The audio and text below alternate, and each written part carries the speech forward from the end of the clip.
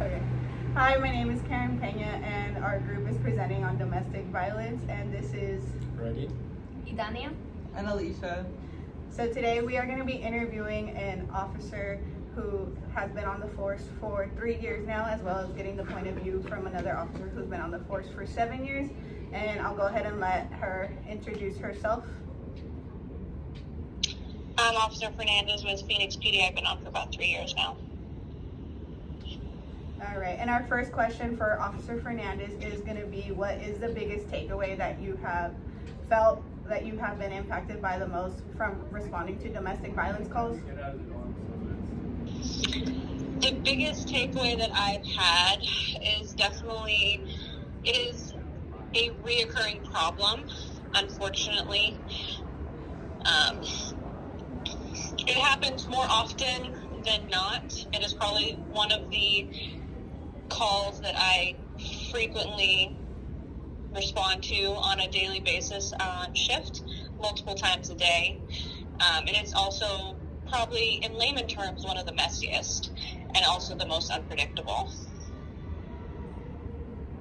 And then the second question is, what's the best advice for family and friends who want to help someone to get out of that situation, or for the victim as well? The best advice that you could give somebody, but also what you can tell other people, is just to be supportive of that person, because a lot of the times people don't think it, like in these kind of situations, they think that they don't deserve better than what they're already in, and they don't see it. A lot of the times you have to be very patient with these people because they're in a cycle that they can't really get out of, mainly because of fear. Fear, whether it being financial fear, emotional fear, fear of not being able to do better, in a sense, relationship-wise.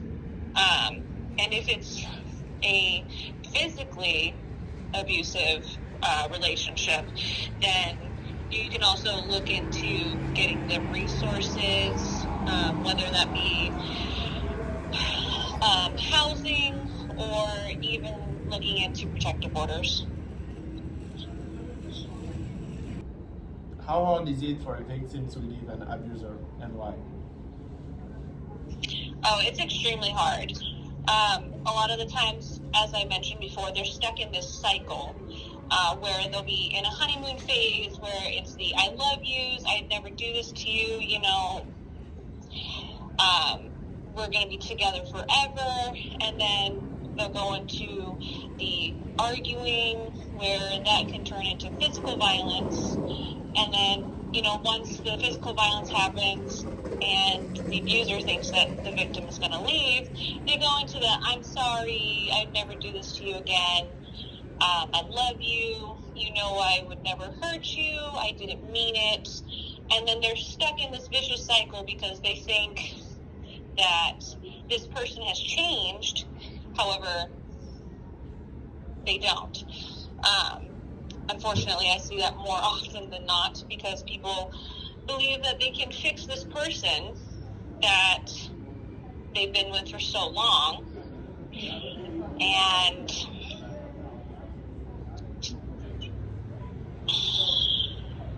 they think that, because of past relationships, that's how it's going to be in this relationship as well.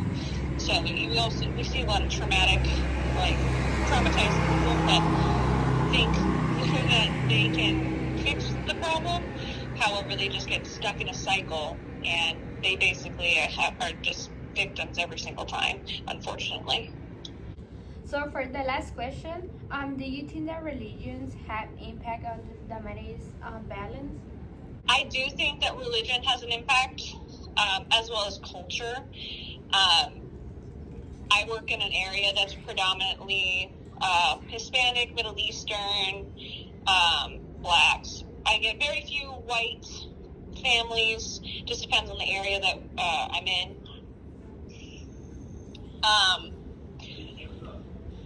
So the religion and the culture of it definitely has an impact.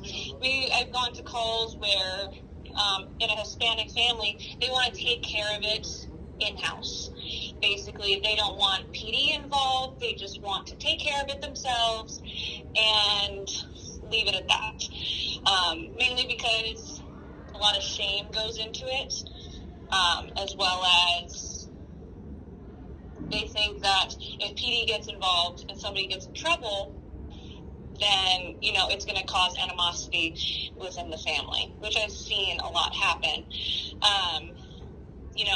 Technically saying an example is there was a little girl that was claiming that her cousin was molesting her. Technically, it is domestic violence because they lived in the same house together. And when I was talking to the little girl, she was about 8 years old, she was talking to me, obviously, PD presence, not very, welcomed in certain households. And the grandfather had come back from work and completely blew up on us as PD, as well as the little girl. He blamed her for everything, and basically told her that she is the reason why this is happening to her, and she deserves it, and then yells at us for getting involved. So it's the reason why is, I think, there's a lot of ties that go into, where the religion and the culture are rooted. Obviously, Middle Eastern, they don't really want to deal with PD at all because, probably, I would assume, because I deal with a lot of immigrants in the area that I work at, specifically 35th Avenue and Dunlap, there are condos there that are mainly for immigrant housing.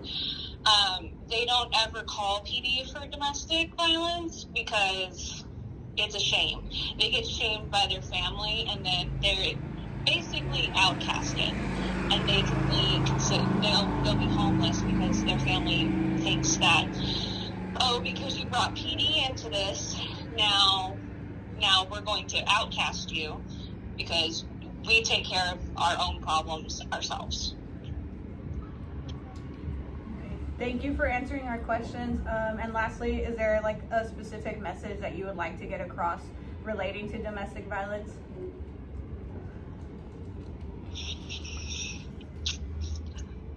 It's definitely a situation that unfortunately everybody thinks is, the easiest thing to leave. However, it's not. From a law enforcement standpoint, I see it as a vicious cycle, as well as two, every situation is different. However, the outcomes that happen are always going to be the same. Everyone is going to react differently to certain things. Like if I were to bring up a protective order to a victim, they're like, oh, they would never do this to me again.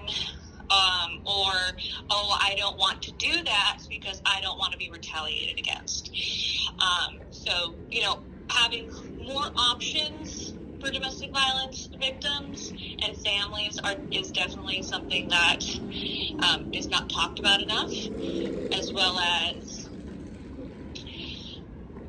not enough resources are given to domestic violence victims because depending on the area and as well as, culture, people don't really look into it because they're too afraid. And from obviously a female standpoint, but also a law enforcement standpoint, is as difficult as it is, it needs to happen. I've gone to houses where I've been there 5 times in a night, and I know their name, or I'll go to a certain house a bunch of times in a week, and I'll tell them, like, why are we here again? I'll ask them, what's the next step for you? That's a step. That's a question, sorry. That is a question that I always ask my victims. What is your next step after this, after I leave? Or if, the abuser gets arrested, just depending. I always ask what they're going to do to resolve the issue. And if they don't have if they don't have their own, set plan, I kind of help them tailor a plan for them, so then they'll be able to either gain the confidence to leave or seek help.